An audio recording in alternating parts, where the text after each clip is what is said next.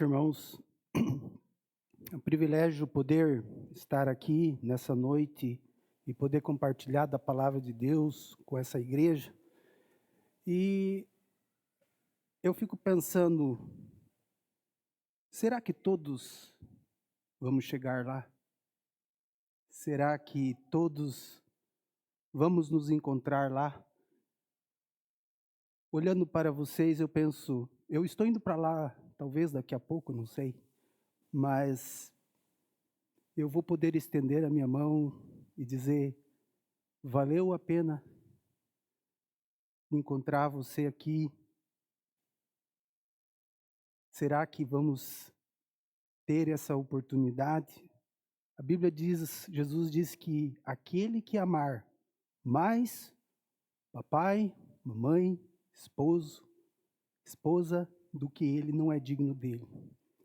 Eu espero poder estender a mão e encontrar cada um de vocês e dizer assim: passamos pela porta estreita, mas chegamos aqui, porque aqui é o melhor lugar. Amém? Irmãos, eu gosto muito de histórias, e uma das histórias que eu ouvi e gostaria de compartilhar com a igreja é uma história que pode levar a gente a refletir e ter algumas reflexões para as nossas vidas. Talvez você já tenha escutado. É a história de um sábio que morava num vilarejo. E aquele sábio onde ele morava, toda vez que as pessoas tinham uma dúvida, qualquer dúvida, elas sempre procuravam o sábio, porque ele sempre tinha uma palavra, ele sempre tinha uma resposta. Ele nunca deixava ninguém na mão. Então, um menino morava ali também, naquele vilarejo, um menino travesso. Ele disse assim: hoje eu vou colocar esse sábio numa situação que ele não vai ter como sair. Ele disse: eu vou até o mato, eu vou apanhar um passarinho, eu vou esconder o passarinho e vou perguntar para o sábio se está vivo ou se está morto. Se ele falar que está vivo, eu dou uma apertadinha e mato o passarinho. Se ele falar que está morto, eu abro a mão e o passarinho sai voando. Ele perde também. Então hoje o sábio vai dançar, não tem como fugir dessa. E ele fez isso. E ele chegou para o sábio e disse assim: eu tenho aqui nas minhas mãos, escondido aqui, um passarinho. E eu gostaria de saber se ele está vivo ou se ele está morto. O coração daquele menino estava aceleradíssimo. E o sábio, com muita calma, com muita serenidade, com muita tranquilidade, olha bem dentro dos olhos do menino e diz: depende do que você vai fazer com ele. Depende do que você vai fazer com ele. Nessa noite, irmãos, aquilo que vocês vão ouvir da palavra de Deus vai depender do que você vai dizer assim: eu quero que essa palavra fique só para mim. É só minha. Só para me edificar. Ou você vai dizer: eu quero que essa palavra seja espalhada e alcance muitas e muitas pessoas que precisam ser alcançadas pelo evangelho que transforma a vida das pessoas. Nós vamos meditar nessa noite num texto que se encontra em 2 Reis, capítulo 5. Esse texto já nós estudamos no grupo familiar. Então, o nosso pessoal aí do grupo familiar já sabe do que eu vou pregar. Eu já ministrei lá no grupo. Mas eu ia falar sobre Ezequiel 37, mas aí ia plagiar o sermão do Zé Roberto. Então, eu falei: não, eu acho que eu vou pregar outro texto a pedido do pastor e a pedido do presbítero Toninho. Então, Zé Roberto, dessa vez não vai ser do teu sermão, tá bom? Esse fica para a próxima. 2 Reis, capítulo 5, do versículo 1 ao versículo 17, diz assim: Naamã, comandante do exército do rei da Síria, era grande homem diante do seu senhor e de muito conceito, porque por ele o Senhor dera vitória à Síria. Era ele herói de guerra, porém leproso. Saíram tropas da Síria e da terra de Israel e levaram cativo uma menina que ficou a serviço da mulher de Naamã. Disse ela à sua senhora: tomara o meu senhor estivesse diante do profeta que está em Samaria, ele o restauraria da sua lepra. Então foi Naamã e disse ao seu senhor: assim falou a jovem que é da terra de Israel.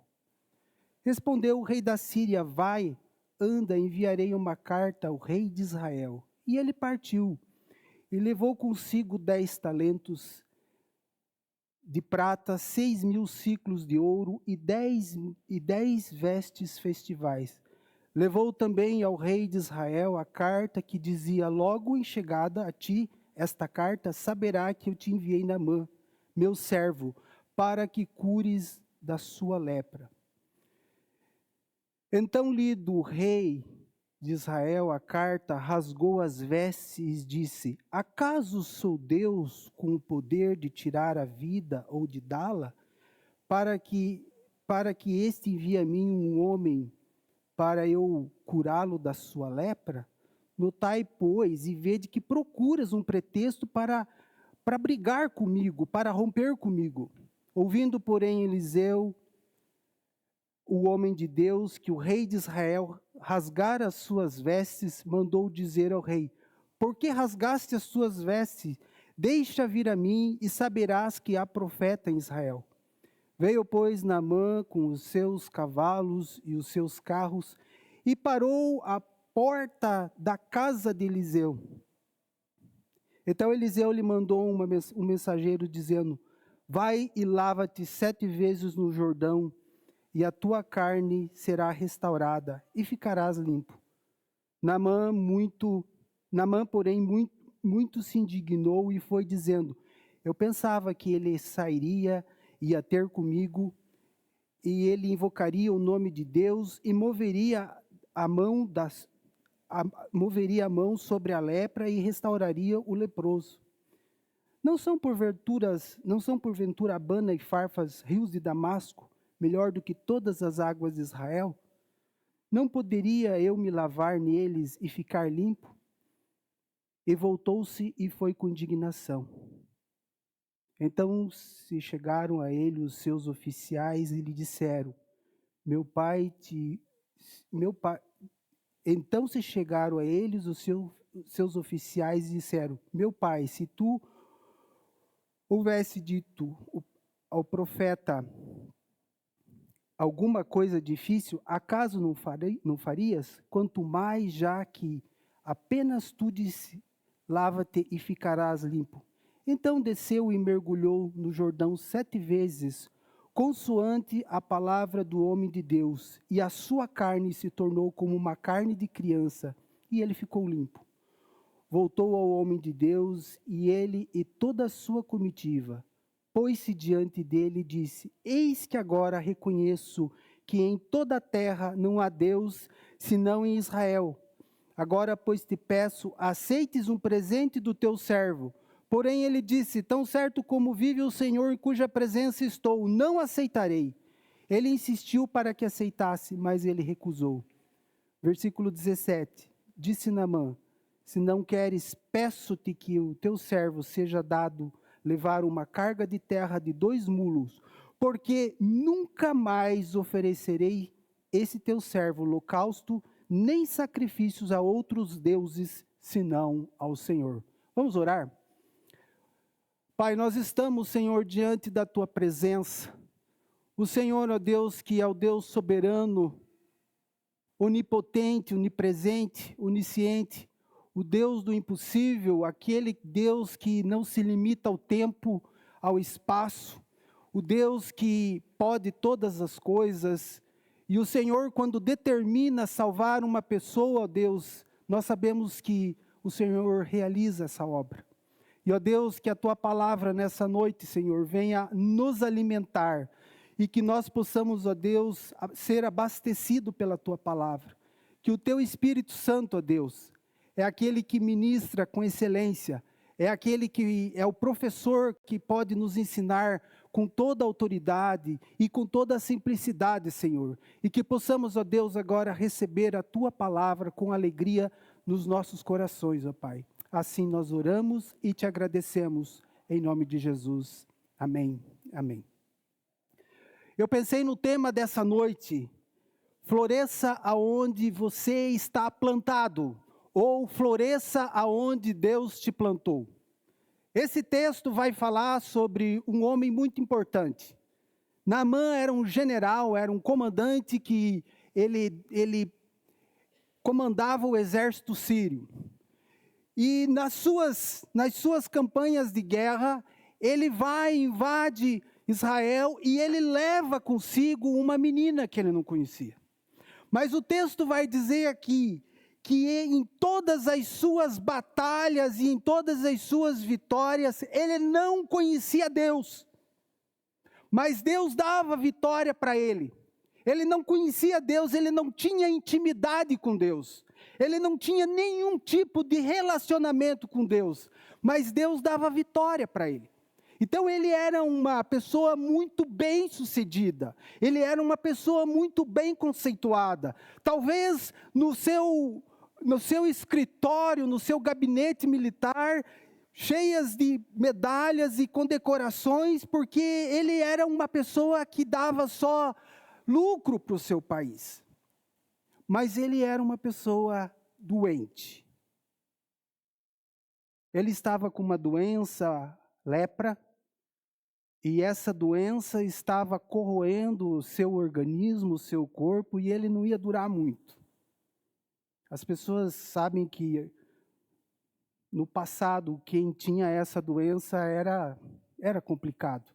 Os leprosos, eles tinham que se isolar, eles tinham que morar num lugar chamado leprosário, porque era ali o lugar específico para eles. Não tinha doença, não tinha cura. Eu fico pensando, Naamã, talvez ele tinha ido lá no Sírio-Libanês de Damasco, e os médicos falaram, viu, você vai morrer. Não tem o que fazer. Foi nos melhores médicos, os melhores especialistas, e talvez aquilo fosse assim, amargurando o seu coração, e talvez ele pensasse assim, eu vou ter que continuar a minha vida onde der, até que essa doença me destrua por completo. E ele, numa das suas campanhas de guerra, ele leva para o seu país uma menina. E aqui eu quero pensar algumas coisas com vocês. Ele não chega para essa menina e ele não pergunta para ela assim, ei mocinha, você quer ir morar lá no meu país? Lá você vai ter cama, mesa, banho, companhia com a minha esposa, você vai ter uma vida muito jóia lá. Ele vai e pega ela à força e leva para lá. E eu queria pensar com vocês, o primeiro ponto do nosso sermão. Muitas vezes Deus vai te levar a lugares que você não quer ir. Muitas vezes Deus vai levar eu e você a lugares que nós não queremos ir. Lembram do profeta Daniel? O que aconteceu com esse homem? Deus, para punir o seu povo, para disciplinar o seu povo. Nós temos estudado isso aqui no livro de Juízes, o pastor tem ministrado aqui, e ele tem falado sobre isso. O povo fez o que era mal, e o povo fez o que era mal, e foi fazendo. E Deus falou assim, eu vou mandar um rei chamado Nabucodonosor. O Velho Testamento todo treme ao ouvir o nome desse rei, porque ele era terrível. Ele vai para Jerusalém, ele cerca a cidade de Jerusalém, ele manda os soldados caldeus que ficam ali cercando aquela cidade, e a coisa foi feia. Os idosos eram pisoteados, as jovens eram violentadas, eram estupradas ali. Faltou pão, faltou água naquela cidade, faltou isso. Muitas coisas, ao ponto que as mães chegavam a comer os próprios filhos. Porque Deus disse assim, vocês estão me desobedecendo e eu vou mandar um rei aí. Só que numa dessas campanhas de Nabucodonosor, ele leva para a Babilônia Daniel e seus companheiros. Daniel não queria ir para lá. E quando ele chega lá, ele vai ler e ele vai descobrir que o cativeiro ia durar 70 anos. Sabe o que ele fez? Ele foi orar. Daniel foi orar. Quando ele descobre que o cativeiro ia durar 70 anos, ele chama os seus amigos e diz assim: eu tenho uma notícia para vocês. 70 anos nós vamos ficar aqui. Deus está nos trazendo para cá, para ficar 70 anos. E ele deve ter algum propósito, eu não sei qual é, mas nós vamos descobrir lá na frente. O que acontece com Daniel? A vida foi fácil? Não. Qual foi a primeira coisa que Nabucodonosor tentou fazer? A primeira coisa que ele fez foi mudar o nome deles. Colocou nome pagão, nome dos caldeus lá. Belsazar, Sadraque, Mesaque, Abidnego, naqueles jovens. E a segunda coisa que ele tentou fazer, e que ele procurou fazer, é ensinar Daniel e seus companheiros na cultura babilônica. E aqui eu quero chamar a atenção de todos nós nessa noite. Muitas vezes que eu e você, se tivermos que ir para lugares que nós não queremos ir, nós precisamos ter a nossa mente vacinada e cauterizada contra as coisas que não vêm de Deus. Nabucodonosor começou a ensinar toda a filosofia, toda a cultura. E eu quero dar uma notícia para vocês. Hoje, a pior instituição que existe para ensinar os nossos jovens são as universidades. É ou não é? A pior instituição que existe hoje para ensinar os nossos jovens são as universidades, principalmente as universidades públicas. Eu não estou dizendo que eu sou contra, que tenha que estudar, mas eu estou dizendo que aqueles princípios bíblicos, aqueles princípios que nós aprendemos através desse livro, têm que nos proteger daquilo que o mundo tenta nos ensinar. Daniel se vacinou contra isso. Ele disse: vamos orar. Olha, o rei está oferecendo aqui um banquete para vocês. Não, era uma coisa boa. Imagine você comer das iguarias do rei. Não vamos nos contaminar. Não vamos nos contaminar. Mas Daniel tinha uma grande vantagem. Ele era um homem de oração. Ele era um homem que tinha intimidade com Deus. Esse jovem abria a janela do seu quarto, que dava para a banda de Jerusalém, se punha de joelho 3 vezes ao dia e ele orava. Deus o promove lá na Babilônia. Vocês sabem a história. Deus o promoveu. Nabucodonosor coloca ele como governador da Babilônia. Esse homem tinha tempo para cuidar dos negócios do rei, mas ele tinha tempo para buscar o Senhor em oração. Ele chora pelo povo, ele intercede pelo povo, ele clama pelo povo, ao ponto que Deus envia um anjo que vai visitar ele. Sabe quem é esse anjo? Gabriel, o mesmo que foi avisar Maria. E diz assim: você não tem ideia, você não tem noção, mas você é um homem muito amado no céu. As suas orações são ouvidas lá. Aqui fica uma pergunta: somos uma igreja amada? Eu quero crer que sim. Será que as nossas orações são orações ouvidas? Talvez orações superficiais? Eu não sei, irmãos. Vamos ter que fazer uma análise. Mas as orações desse homem eram ouvidas. Ele recebeu uma visita de um anjo que diz assim: você é um homem amado. Eu creio que essa igreja é uma igreja amada, com todos os defeitos, com todos os problemas. E qual era o objetivo de Daniel? Ele não sabia, mas Deus usou ele para libertar o seu povo. Passaram-se 4 reis, chega no rei Ciro persa, e através de Ciro, por intermédio de Daniel, o povo é libertado. Ele foi para um lugar que ele não queria. Tem um outro personagem, José. José também foi para um lugar que não queria. O que acontece com a vida desse jovem? Era o filho amado, o filho querido de Jacó, odiado pelos seus irmãos. Os seus irmãos pegam ele um dia e dizem assim: nós vamos matar esse camarada, porque esse cara precisa morrer. Porque o pai gosta mais dele do que nós. Aqui tem um problema. Tem pais que amam mais um filho do que outros. Esse foi o erro de Jacó. O pai gosta mais dele, não gosta tanto da gente. Por quê? Porque ele era o filho da mulher amada, a Raquel. E o que eles fizeram? Pegaram o filho, pegaram o irmão e jogaram aonde? No poço. Irmãos, nós fazemos isso muitas vezes com os nossos irmãos. Jogamos no poço do esquecimento, da solidão, do isolamento. Às vezes nós fazemos isso. Eu fico pensando como é que Deus analisa tudo isso. Quando nós isolamos os nossos irmãos e lançamos ele lá no poço, deixa ele lá, fica lá, não conversa com ele, não dá um oi para ele, não dá a mínima para ele, deixa, e ele está lá dentro daquele poço e ele não sabe mais o que fazer porque ele está gritando e ninguém socorre. Nós fazemos isso com os nossos irmãos da fé. José teve essa dor pelos irmãos de sangue. Temos que repensar isso. E se não bastasse isso, o que eles fazem? Vamos vender esse camarada. Vamos ter um lucrinho. Onde é que foi José?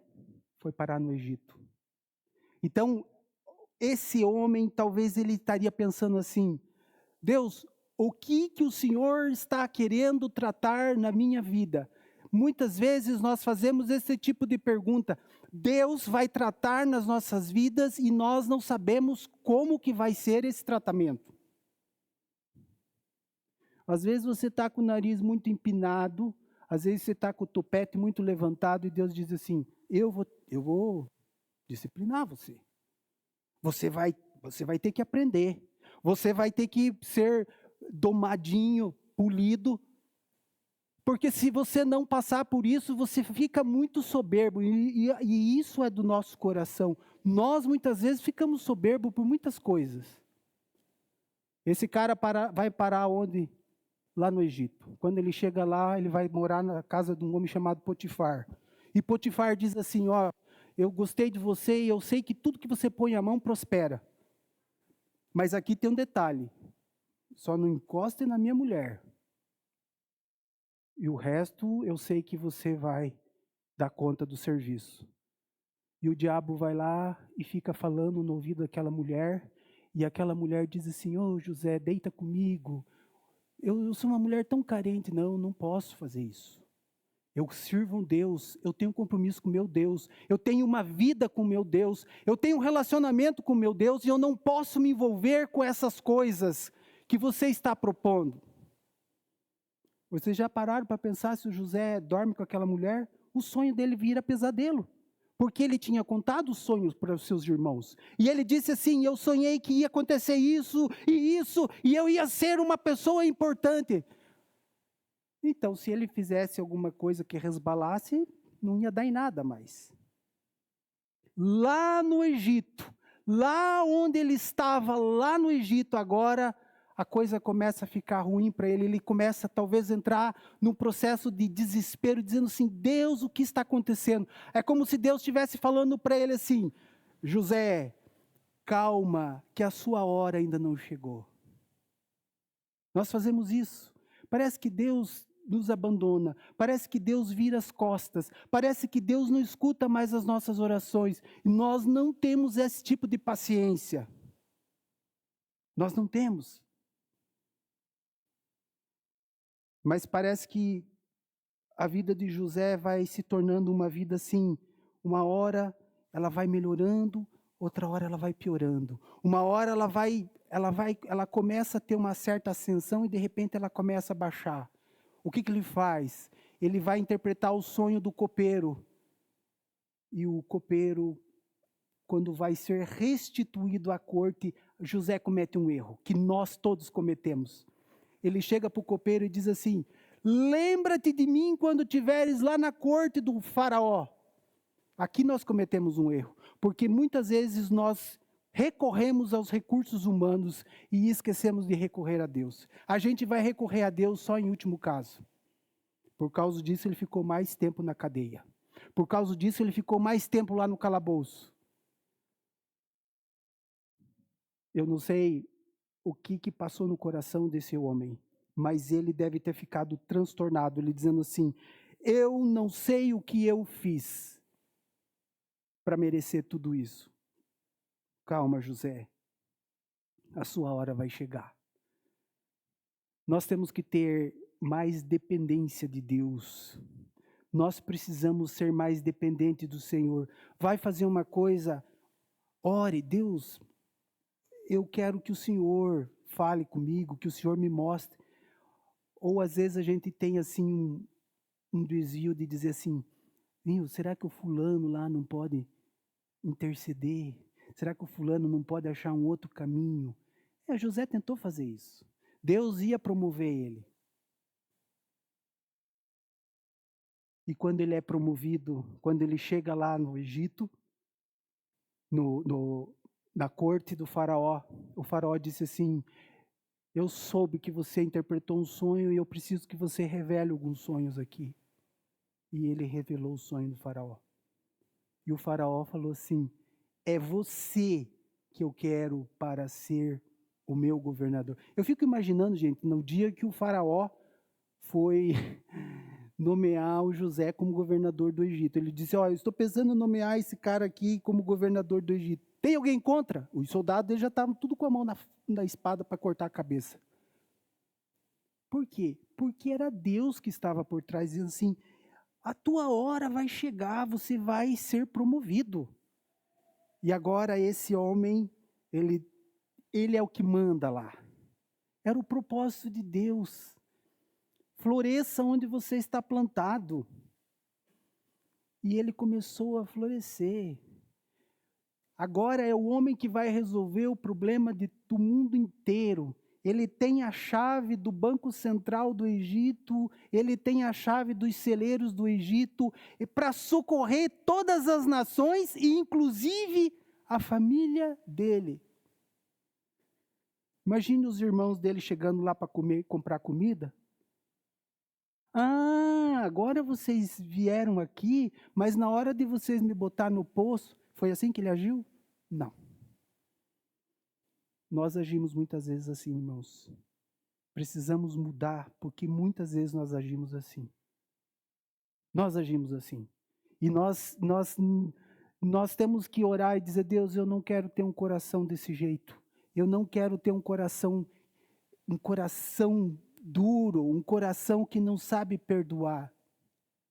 Eu quero um coração diferente. Eu quero ter um coração que o Senhor pode moldar. Por que Deus fez isso? Para mostrar para o mundo todo que o projeto de Deus era que José salvasse não só as nações, mas a sua família. Mas temos uma terceira personagem aqui, antes de entrarmos aqui nesse texto. Vocês lembram de Esther, rainha da Pérsia? O que aconteceu com essa menina?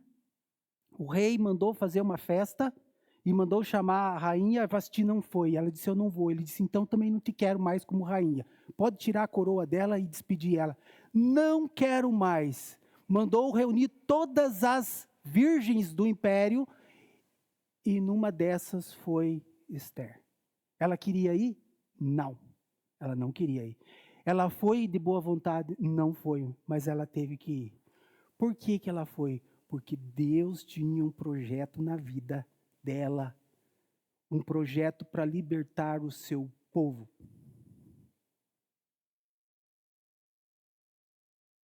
E quem é Esther agora? É a mulher que vai trazer solução para o seu povo. Daniel trouxe para a Babilônia, José trouxe para o Egito e para as nações em volta. E a Esther agora está ali para resolver uma situação, para resolver um problema. E ela diz assim para o rei, assim: olha, rei, eu sou judia. E esse homem aí, o tal do Amã, era o homem que queria destruir o meu povo. E agora, como é que nós resolvemos isso? E o rei não podia voltar atrás, porque os reis persas, quando eles assinavam um decreto, um documento, eles não podiam retroceder de forma alguma. E ela disse assim, mas o Senhor pode fazer uma lei dando liberdade para que o nosso povo se defenda. Deus usou a vida dela. Deus usou a vida de José. Deus usou a vida de Daniel.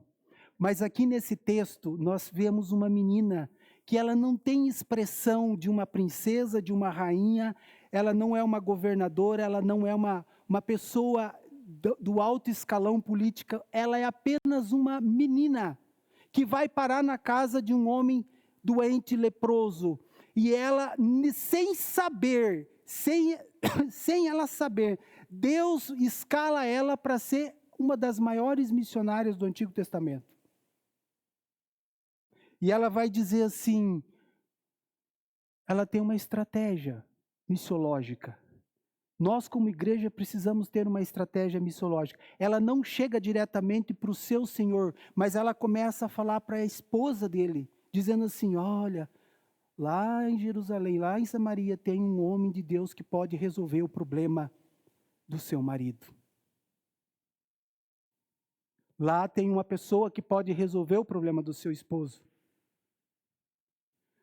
A lepra que estava no Naamã não pegou nessa menina. Mas a fé que estava na menina, aos pouquinhos, foi contagiando Naamã através da sua esposa.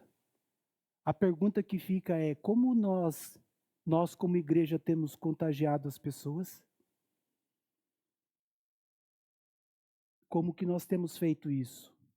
Sai ano e passa ano, quantas pessoas nós temos levado a Cristo? Eu confesso que esse ano nenhuma eu levei, por enquanto. Nenhuma. Essa menina estava onde ela não queria estar. Essa menina estava onde ela não desejava estar. Ela tinha tudo para odiar, ela tinha tudo para entrar no seu quarto e orar dizendo assim, Deus, o Senhor podia matar esse homem, mas se o Senhor me trouxe aqui é porque algum objetivo e algum projeto o Senhor tem.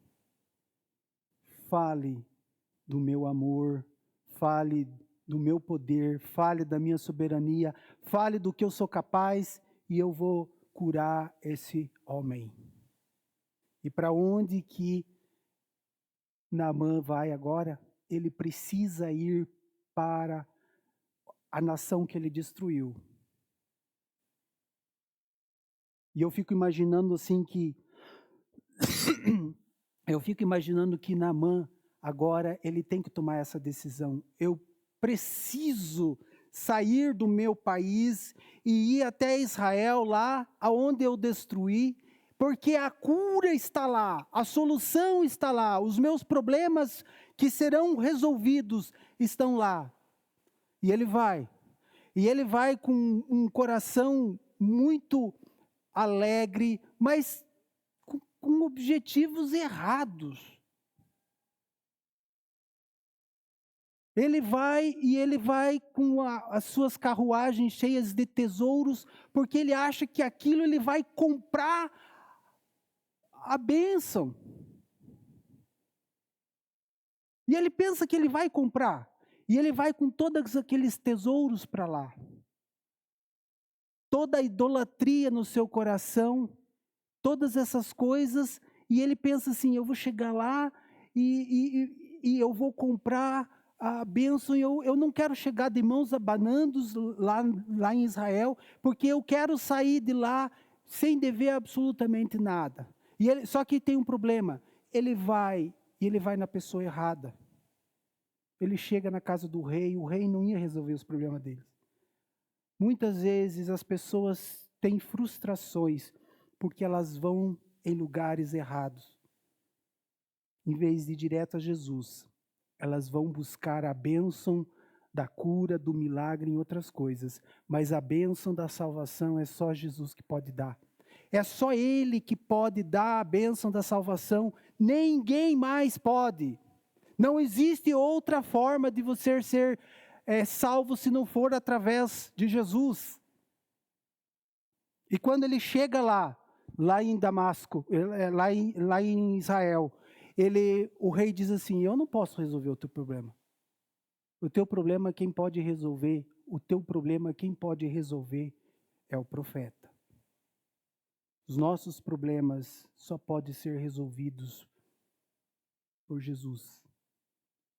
Ninguém mais pode resolver. Não adianta benzer, não adianta cartomante, não adianta esses trabalhos espirituais que você vê em muitos lugares, porque não vão ser resolvidos. Mas somente Jesus pode resolver. E quando Naamã vai chegando lá, o rei diz assim: você precisa ir na casa do profeta. E ele foi. E quando ele chega lá na casa do profeta, o profeta não vai o receber. Não recebe ele. Manda o secretário e diz: ó, fala para ele ir lá no rio tomar banho 7 vezes lá. Você fica imaginando o Naamã chegando lá na casa do profeta, com aquelas carruagens dele, cheia de tesouros. Ele chega lá, o Geazi está lá dentro, e ele sai lá e vê toda aquela comitiva. Ele olha assim e fala assim: Eliseu, cada camelão assim lá fora, e cada carruagem conversível aí, com tantas coisas aí, eu não quero saber. Pode mandar ele lá no rio tomar banho. Gente, essas coisas não impressionam Deus. Deus não fica impressionado com aquilo que você tem no bolso, na conta bancária ou em patrimônio, mas um coração quebrantado, um coração derramado diante do Senhor, muda. Ele pensando que com todos os seus tesouros ia impressionar, e o profeta disse: vai lá tomar banho, depois a gente se vê, depois a gente conversa. E ele vai ter que ir tomar um banho 7 vezes. Que humilhação. E ainda assim continua a murmurar no seu coração. Ele diz assim: eu vou ter que me lavar nesse rio sujo, talvez recebendo esgotos ali, não sei. Mas era o rio que ia resolver o problema dele. Ele diz assim: mas lá na Síria tem rios limpíssimos. Mas não eram os rios da Síria que ia resolver o problema dele. Era o rio ali, é o Rio Jordão. Agora ele chega lá, tem que tirar a roupa, tem que ficar humilhado, tem que entrar dentro do rio. E talvez muitas pessoas em volta falem assim: esse aí não é o Naamã? É o cara que veio aqui, destruiu, matou muita gente, fez um monte de coisa. Pois é, ele veio aqui porque agora ele precisa passar por um processo de restauração e de purificação. Eu fiquei sabendo que o profeta falou: vai lá, tome banho que você vai ficar limpo, você vai ficar curado. Eu fico imaginando esse cara tomando banho. Ele dá um mergulho e nada acontece. Dá o outro mergulho e nada. E o quarto, e o quinto, e o sexto mergulho, e talvez ele olhe assim e diz assim: eu vou esfolar aquela menina quando eu chegar lá em Damasco. Eu vou esfolar ela. Mas quando ele dá o 7º mergulho e ele se vê limpo, talvez ele diz assim: eu sempre acreditei naquela menininha. Eu sempre acreditei nela. Uma simples menina que faz toda essa diferença. Irmãos, quando Deus quer salvar uma pessoa, ninguém pode ir contra. Vocês lembram da história de Jonas? O que Deus falou para Jonas? Jonas, vai para Nínive e pregue lá. O Jonas quis ir? Não. Por que Jonas não quis ir? Vocês sabem por quê? Nínive era a capital da Assíria. Não vamos confundir. Assíria, cuja capital é Nínive, e Síria, cuja capital é Damasco. A Síria era o pior exército do Antigo Testamento. Quando Deus punia o seu povo, ele dizia assim: eu vou mandar os assírios aí e eles vão fazer uma devassa. Eles esfolavam vivos os seus inimigos, vivos. Eles decapitavam as pessoas e faziam pirâmides com as cabeças, espetavam e levantavam no mastro. E o Jonas vai dizer assim: e eu vou lá pregar para esse povo? É a primeira vez que eu vejo um servo de Deus trabalhando contra um projeto missionário dele. Final de semana passada, jovens dessa igreja saíram fazer evangelismo aí. Eu não sei como é que foi. Talvez muitos receberam, talvez outros não receberam, né? A semente foi lançada, a semente foi jogada e vamos talvez ter fruto? Vamos. Né? Agora, o Jonas não queria que o povo de Nínive se convertesse. Ele não queria, ele não desejava, ele não tinha desejo nenhum para que aquele povo se convertesse. E Deus converteu. Nínive era mais ou menos do tamanho de Londrina, 500, 600 mil pessoas. E Deus converte todos eles. Imagine você, Toninho, se Deus falasse para você, dispõe, sai daqui e vai para a Argentina pregar o evangelho. Você vai dizer, não, para a Argentina eu não vou. Por quê? Porque nós temos rivalidade no futebol, eles roubam demais, mas eu estou mandando você ir para lá. O que custou para Jonas, irmãos? Passar 3 dias dentro da barriga de um peixe. Imagine que isso. E se eu fosse conversar com ele e falar assim, Jonas, como é que é passar 3 dias na barriga de um peixe? Ele ia dizer para mim assim, é ficar 3 dias em oração. Porque ele ficou 3 dias lá, Deus, tira daqui que eu vou pregar. Tira-me daqui que eu vou pregar. Dele 3 dias dentro da barriga do peixe. Pregou com amor? Eu acho que não. Talvez ele pregasse assim, povo de Nínive, Deus quer converter vocês, eu por mim, vocês iam tudo para o inferno. Mas ele quer converter vocês. E o povo se converteu. Então, quando Deus decide salvar uma ou mais pessoas, ele vai salvar. O etíope tesoureiro da rainha de Candaça estava voltando para casa, começou a ler o livro do profeta Isaías, começou a se interessar, mas não tinha ninguém, botou lá o Filipe, pregue aí, faça um discipulado relâmpago. Evangelize, faça o discipulado relâmpago, batize esse cara aí, porque ele vai voltar crente para a casa dele. Salvou, gente. Salvou o eunuco. Desceram lá no rio, não sei se eles eram batista ou presbiteriano, mas se batizaram, batizou ele lá, saiu de lá e foi embora. Feliz, contente. Talvez nunca mais viu ele. Mas ele fez. 100% salvou uma alma. Deus salvou uma cidade inteira. Porque o projeto dele não pode ser frustrado. E agora essa menina aqui, que não tem relevância nenhuma, não fala o nome dela, não fala a idade dela, não fala a família dela. Provavelmente ele destruiu a família dela.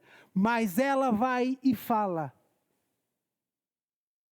Coisa que muitas vezes nós não fazemos.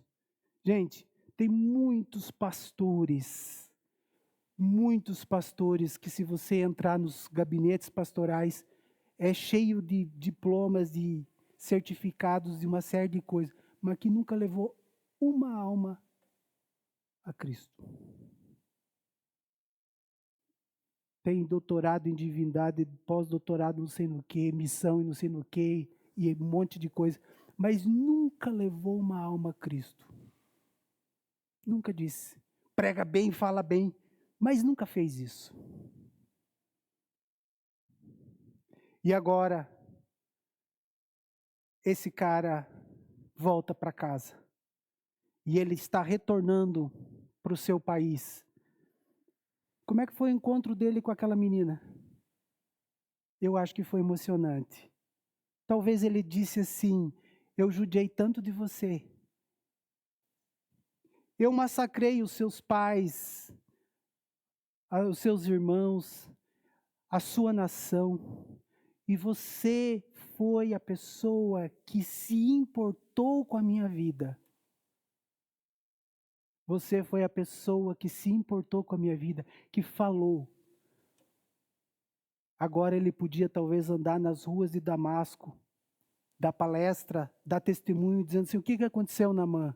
Ele ia dizer assim, eu conheci um homem de Deus que há lá em Samaria e que fez a grande diferença.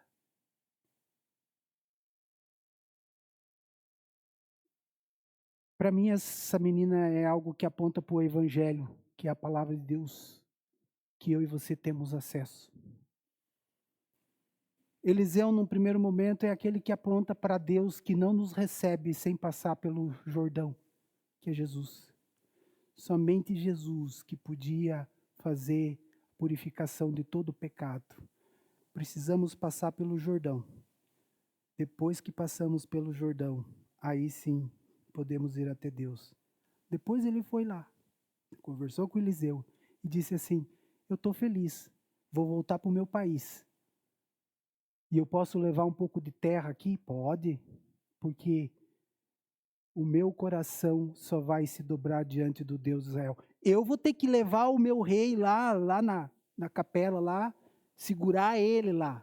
Mas o meu coração só vai se dobrar diante do Deus de Israel. O que aconteceu com você, Naamã? Eu conheci um homem de Deus lá em Samaria, que fez toda a diferença. E eu gostaria que vocês conhecessem também. Eu não sei se a mulher dele se converteu, eu quero crer que sim. E talvez o seu testemunho foi relevante ali, naquele país, no meio em que ele vivia. O que você vai fazer com essa palavra? Você vai dizer, ela é só para mim, ou você vai dizer, não, eu quero que essa palavra seja uma palavra que seja espalhada. Precisamos continuar pensando nisso, irmãos. Precisamos continuar pensando que a obra é de Deus. Só para nós recapitularmos, muitas vezes Deus vai te levar a lugares que você não quer ir. Segundo ponto, para quê? Para se cumprir o projeto e os propósitos de Deus. Na Babilônia se cumpriu, no Egito se cumpriu, na Pérsia se cumpriu, na vida de Naamã se cumpriu. Para quê? Para que o nome de Deus seja conhecido, honrado, glorificado em toda a terra. A glória não era da menina, a glória não era do profeta Eliseu, mas a glória é de Deus, porque a glória é para ele. É ele que merece toda a glória, o poder é dele, e a salvação pertence a ele, e ele salva quem ele quer. Que essa palavra possa ser uma palavra que venha de encontro aos nossos corações, e que vocês possam pensar assim: eu preciso encontrar muitos leprosos espirituais que precisam ser alcançados. Deus não quer curar apenas a lepra, doença, mas Ele quer curar a lepra da alma, oferecendo a salvação. É esse o propósito dele. Nós não estamos aqui para pregar cura. Nós estamos aqui para pregar a palavra, para pregar o evangelho. Oramos para que Deus cure, mas esse não é o objetivo central. O objetivo central é a palavra de Deus. Que Deus abençoe, complete no coração de cada um de vocês. Amém?